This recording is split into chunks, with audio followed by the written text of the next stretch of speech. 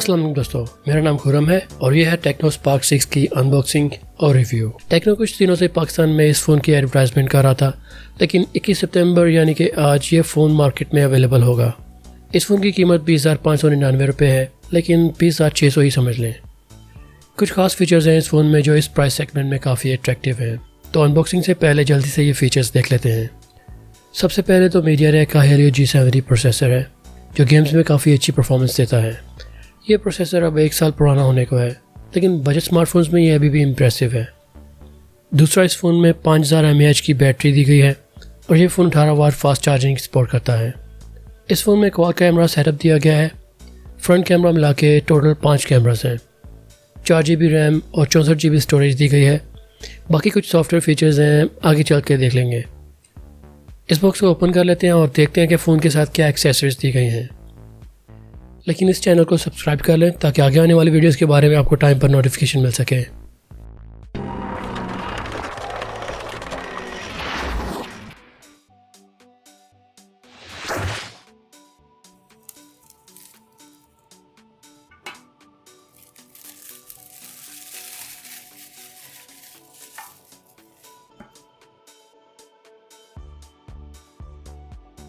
Interesting. First impression note कीजिए, इस price में ऐसी पैकेजिंग तारीफ के काबिल है। Good job techno. फ़ोन को अच्छे से रैप किया गया है।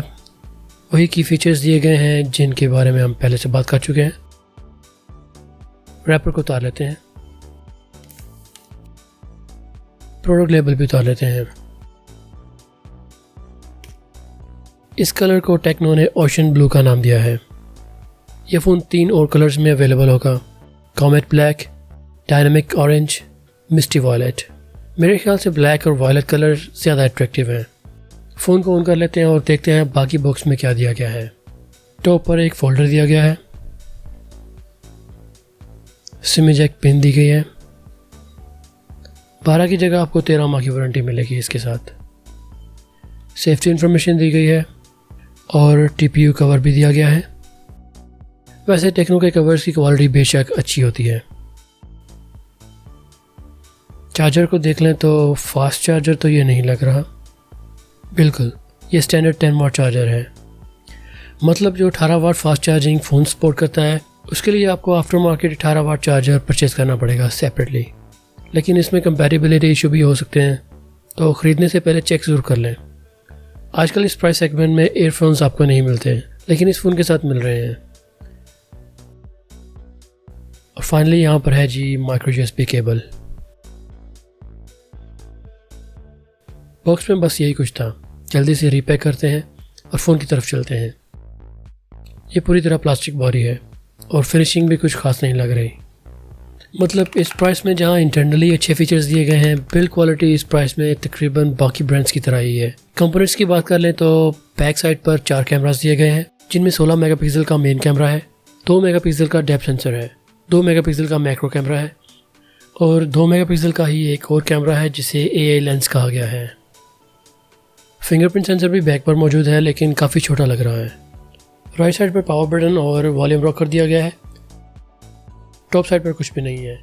बॉटम पर देखें तो 3.5 mm ऑडियो जैक है, माइक्रो USB पोर्ट है और एक माउथ पीस है। लाउड स्पीकर ऊपर की तरफ ईयरपीस के साथ दिया गया है, तो सिंगल लाउड स्पीकर ही मिलेगा आपको इसमें। 8 megapixel front camera punch hole में दिया गया है। लेफ्ट साइड पर सिम ट्रे दी गई है और ये dedicated micro SD card slot के साथ ही है। मतलब 2 नैनो सिम कार्ड्स और एक माइक्रो SD कार्ड एक साथ यूज़ कर सकते हैं। डिज़ाइन की बात कर लें तो टेक्सचर में काफ़ी बारीक लाइंस हैं। लाइट शेड्स में रिफ्लेक्शंस भी अच्छी है। सर्कुलर कैमरा मॉड्यूल भी आजकल काफ़ी इन है। हैंडलिंग में शायद थोड़ी प्रॉब्लम हो, वो भी बारीक एजेस की वजह से, तो उसके लिए बैक कवर काफ़ी यूज़फुल रहेगा। ये भी ज़्यादा बल्कि नहीं है, एजेस ज़्यादा प्रोमिनेंट भी नहीं है। वैसे भी प्लास्टिक बॉडी है तो सेफ्टी के लिए कवर तो ज़रूरी है। मैं फ़ोन को जल्दी से सेटअप कर लेता हूँ और यहाँ कुछ बताने की ज़रूरत नहीं है मुझे, वही है जो सभी एंड्रॉयड फ़ोन्स में होता है। यह फ़ोन एंड्रॉयड 10 और iOS 7.0 के साथ आता है। यूज़र एक्सपीरियंस में ज़्यादा कोई चेंजेस नहीं है, पिछले वर्जन्स की तरह ही है। इन्फिनिक्स और टेक्नो दोनों में कुछ चेंजेस के साथ ज़्यादातर आइडेंटिकल ही होता है यूज़र एक्सपीरियंस। यहाँ फिर से वही फीचर्स दिए गए हैं जिनके बारे में हम बात कर चुके हैं। 4 GB RAM, 64 GB storage, 8 megapixel front camera, Android 10 operating system, और डिस्प्ले की बात नहीं की।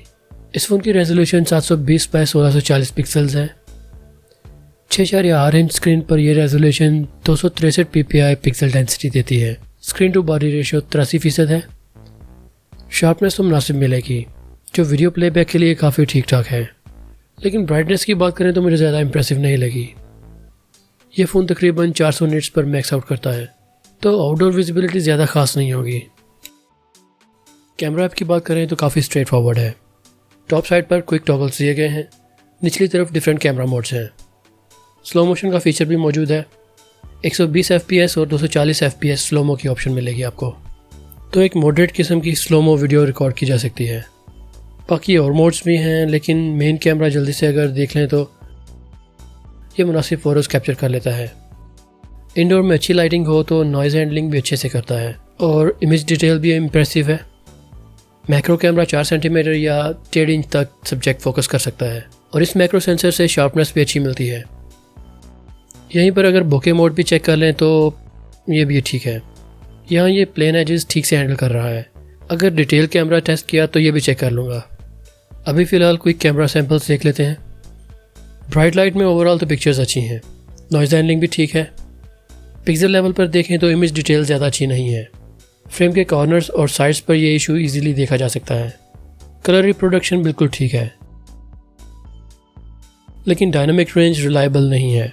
हाईलाइट क्लिपिंग आपको अक्सर देखने को मिल सकती है। सेल्फी की बात करें तो ब्राइट लाइट में अच्छी हैं, लेकिन एक्सपोजर हैंडलिंग में मुझे थोड़ा मसला लगा। वीडियो रिकॉर्डिंग में 4K नहीं तो 2K रेजोल्यूशन अच्छी ऑप्शन है, जिसमें शार्पनेस ठीक मिलेगी, लेकिन किसी भी किस्म की स्टेबलाइजेशन नहीं है।